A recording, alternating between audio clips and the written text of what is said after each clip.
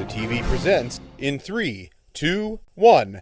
Dateline Schools with your host, Terry Harrington.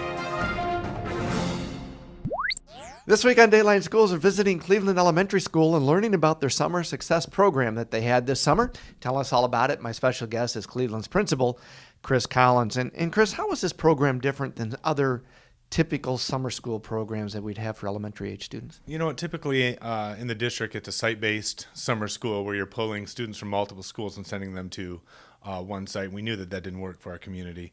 So that's how we started with that process. And then we really focused on looking at our MEEP data and knowing that we have a deficiency in the science and really tried to hallmark that as something that we were going to be focusing on through our summer program.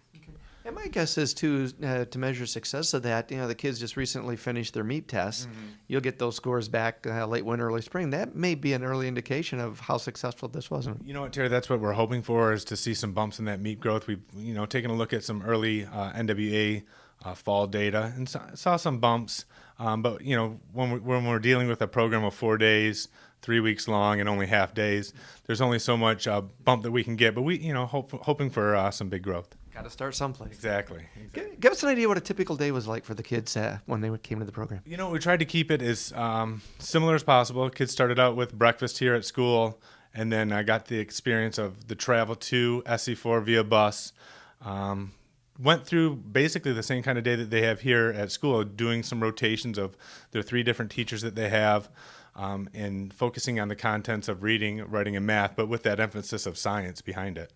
And my guess is just because they're in a whole different facility changed that whole lesson for them. Oh, it did. That was one of the unique problems that we had, is how to take our dynamics here at the classroom and transfer it over to SC4. Now, did SC4 staff help with this? Basically they were housing us, some behind-the-scenes players of allocating those rooms.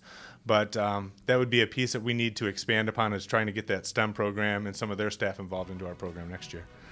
More tomorrow. For Dateline Schools, I'm Terry Harrington.